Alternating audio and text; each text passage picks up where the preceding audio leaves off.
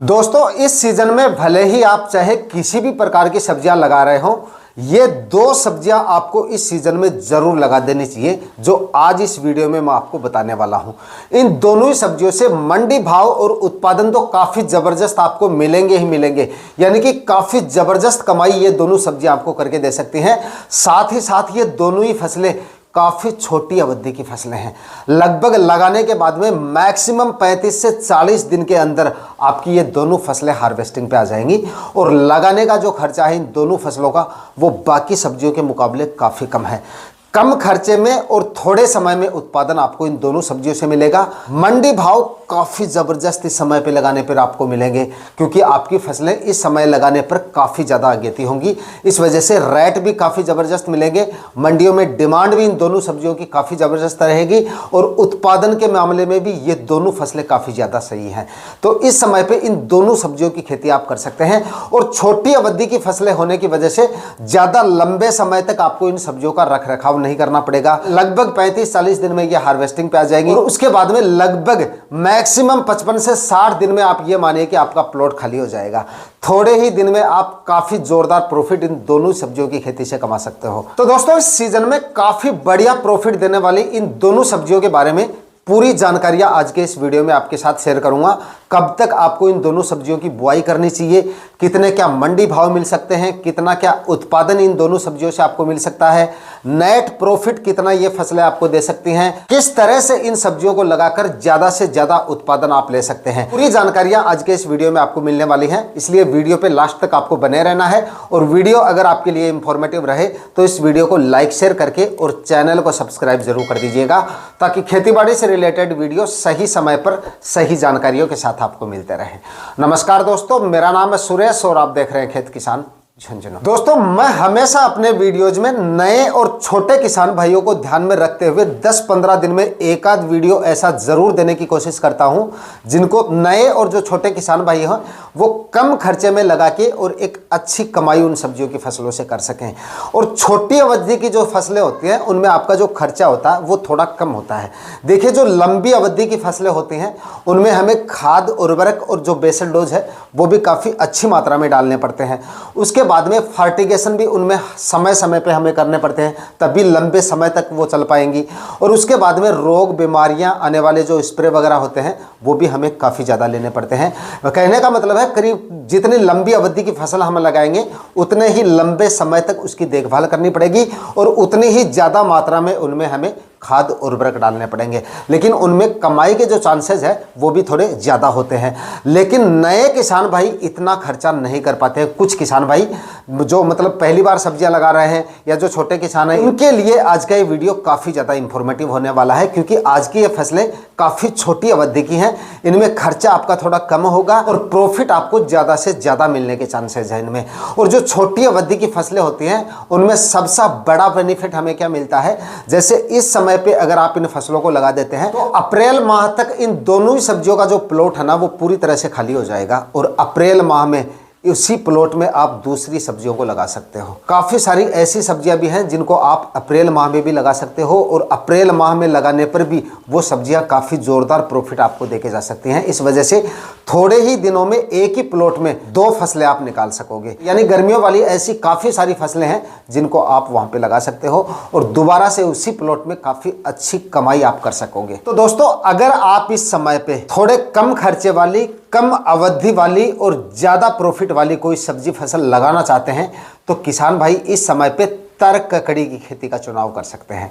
और इस समय पे तर ककड़ी अगर आपकी लगा दी जाती है, यानी कि 10 से 15 जनवरी तक भी अगर आप तर ककड़ी की बुआई कंप्लीट कर लेते हैं तो 50 रुपये से लेकर 60-65 रुपये तक के मंडी भाव तर ककड़ी के आराम से आपको मिल सकते हैं।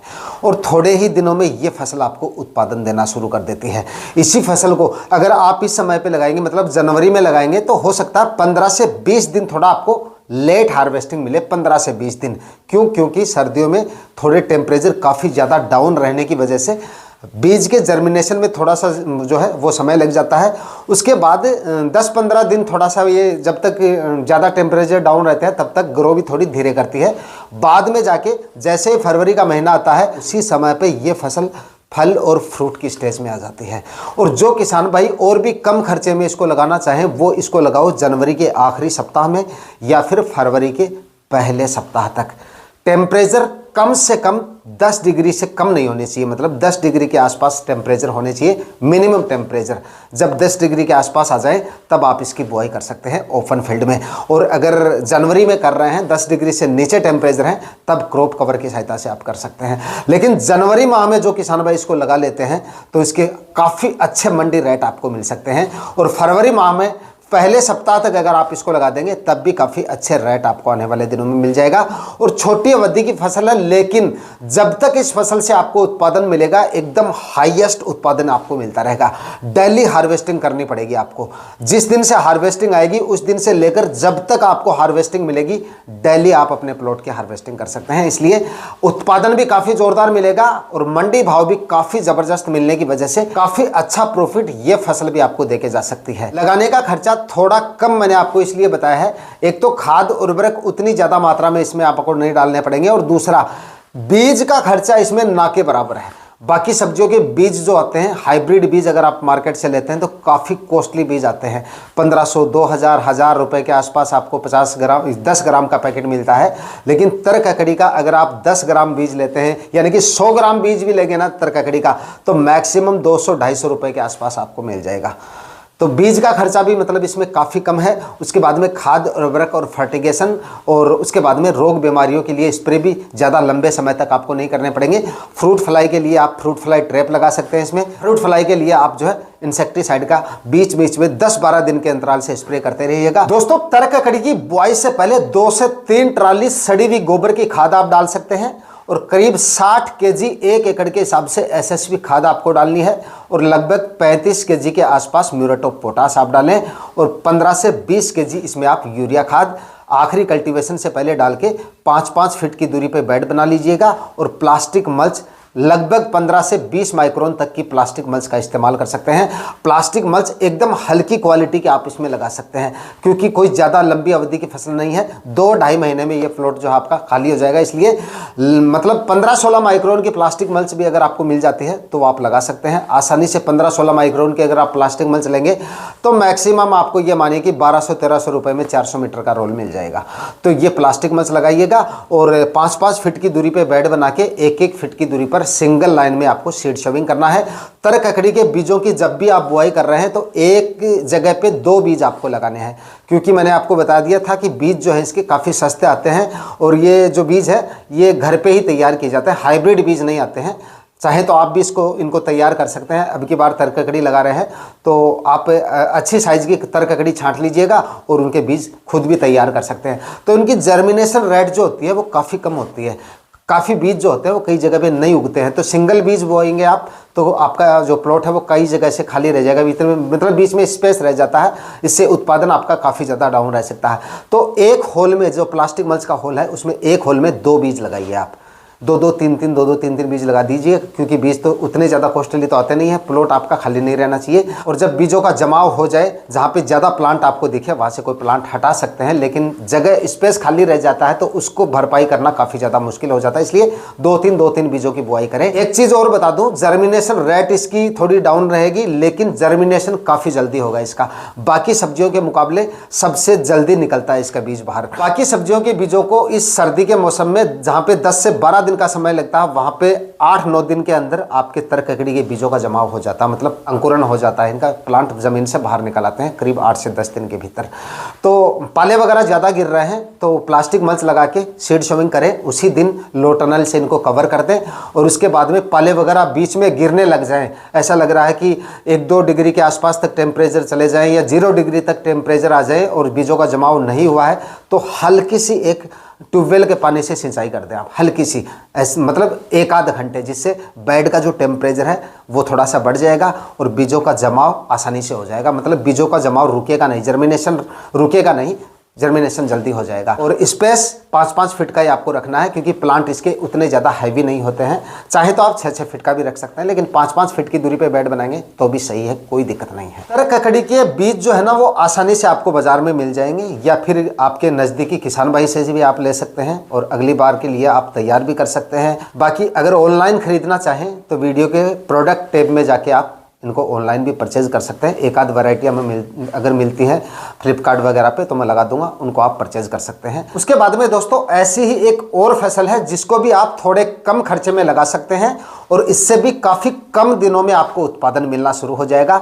और ये भी एक छोटी अवधि की फसल ही है और बीज का खर्चा इस फसल का भी काफ़ी कम है और रेट इसके काफ़ी हाईएस्ट मिलेंगे इस समय पे लगाने पर। तो इस समय पे किसान भाई जो देसी टिंडा आता है ना उसकी खेती कर सकते हैं। देसी टिंडा अगर आप इस समय पे इसको लगा लेते हैं 10-15 या जनवरी के आखिरी सप्ताह तक भी इसको लगा लेंगे तो काफ़ी अच्छे रेट आपको मिल जाएंगे। ओपन फील्ड में अगर आप इसको लगाना चाहें तो जनवरी के आखिरी सप्ताह में या फरवरी के पहले सप्ताह में लगाएं। और अगर आप अगेती इसको लगाना चाहें तो अगेती आप इसको जनवरी के मध्य तक भी लगा लेंगे तो काफ़ी ज़ोरदार रेट, कम से कम 55, 60, 65 रुपये तक के रेट आपको मिल जाएंगे। और कुछ एक मंडियां ऐसी हैं जहां पर 70, 75 रुपये तक के रेट भी देसी टिंडे के जो है वो मिल जाते हैं। मार्केट डिमांड काफ़ी अच्छी रहती है इसकी। मार्केट में एकदम सीजन में भी इसकी जो आवक है वो लिमिट में रहती है, मतलब उतनी ज़्यादा आवक नहीं होती है। इस वजह से रेट इसके काफ़ी अच्छे खासे मिल जाते हैं और उत्पादन भी काफ़ी ज़ोरदार मिल जाता है।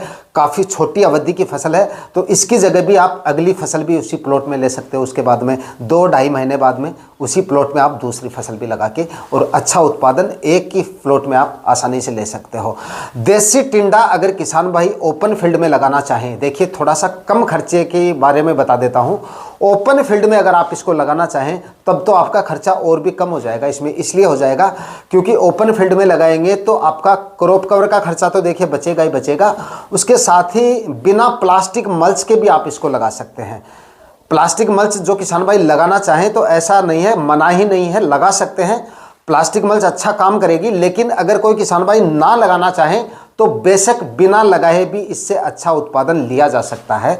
इसलिए फरवरी माह में अगर आप देसी टिंडा लगा रहे हैं तो बिना प्लास्टिक मल्च के भी आप इसको लगा सकते हैं और एक अच्छा उत्पादन बिल्कुल कम खर्चे में ले सकते हैं, अच्छा प्रॉफिट भी ले सकते हैं। फरवरी में लगाने पर भी रेट इसके बाकी सब्जियों के मुकाबले काफ़ी अच्छे मिलेंगे, क्योंकि इसकी खेती अगेती किसान भाई करते हैं तो वो भी काफ़ी कम करते हैं, मतलब काफ़ी कम खेती होती है। और उसके बाद में फरवरी में भी उतनी ज़्यादा खेती नहीं होती है आजकल।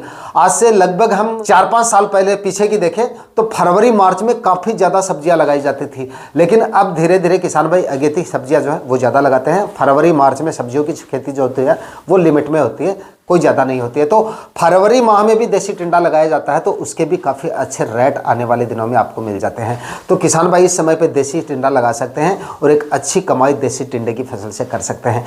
देसी टिंडे में रासायनिक खाद और उर्वरक जो मैंने आपको पहली फसल के लिए बताए हैं, चाहे आप उससे थोड़े कम डाल सकते हैं, लेकिन गोबर की खाद की रिक्वायरमेंट थोड़ी सी ज़्यादा होगी, क्योंकि ये देसी टाइप फसल है, मतलब फुली देसी टाइप फसल है। इसमें ऑर्गेनिक मैन्योर आपकी ज़मीन का जितना ज़्यादा होगा उतना ही अच्छा उत्पादन इससे मिलेगा। तो इसमें लगभग आप ये मानिए कि 3 ट्राली सड़ी हुई गोबर की खाद आप डाल दीजिएगा, थोड़ी सी ज़्यादा मात्रा में। बाकी रासायनिक खाद उर्वरक अगर उससे थोड़ा कम भी डालते हैं तो चल जाएगा, बाकी उतनी मात्रा में डालें तो उतनी मात्रा में भी आप डाल सकते हैं और अच्छा उत्पादन इस फसल से आप आने वाले दिनों में ले सकते हैं। दोनों ही फसलों में रोग बीमारियों की बात करें तो सिर्फ और सिर्फ शुरुआत में तो देखिए, अगर आप जनवरी में लगाते हैं तो शुरुआत में तो इसमें रस चूसने वाले कीट, और रस चूसने वाले कीटों में मुख्य रूप से माहू का प्रकोप आपको सबसे ज़्यादा देखने को मिलेगा उस समय पे। यानी कि फरवरी माह में माहू का प्रकोप इन बेल वाली सब्जियों में सबसे ज़्यादा देखा जाता है। उस समय पे जब क्लाइमेट चेंज होता है और तो उस समय पे काफ़ी ज़्यादा प्रकोप होता है इसका। ज़्यादा इसकी गणित में चले जाएंगे तो मतलब वीडियो काफ़ी ज़्यादा लंबा हो जाएगा। तो उस वजह से आप इसमें एमिडाक्लोप्रिड 17% में जो आता है उसका आप इस्तेमाल कर सकते हैं। थाइमिथॉक्सन 25% का इस्तेमाल कर सकते हैं। एक ही स्प्रे में ये बीमारी साफ़ हो जाएगी और बाकी रस चूसने वाले कीट भी कंट्रोल में रहेंगे। उसके बाद में हैं, उनमें सबसे ज़्यादा प्रकोप होता है आपकी फ्रूट फ्लाई का। तो फ्रूट फ्लाई के लिए फ्रूट फ्लाई ट्रैप आपको लगा देने हैं और 10 दिन के अंतराल से एक स्प्रे फ्रूट फ्लाई के लिए निकाल देना है। दोस्तों, इन दोनों सब्जियों की खेती आप बताए गए समय पे करके और काफ़ी जोरदार प्रॉफिट आने वाले दिनों में ले सकते हैं। वीडियो अगर आपके लिए इंफॉर्मेटिव रहा तो इस वीडियो को लाइक शेयर करके और चैनल को सब्सक्राइब जरूर कर दीजिएगा। मैं मिलता हूं आपसे किसी और वीडियो में नए टॉपिक के साथ। तब तक के लिए जय हिंद, वंदे मातरम।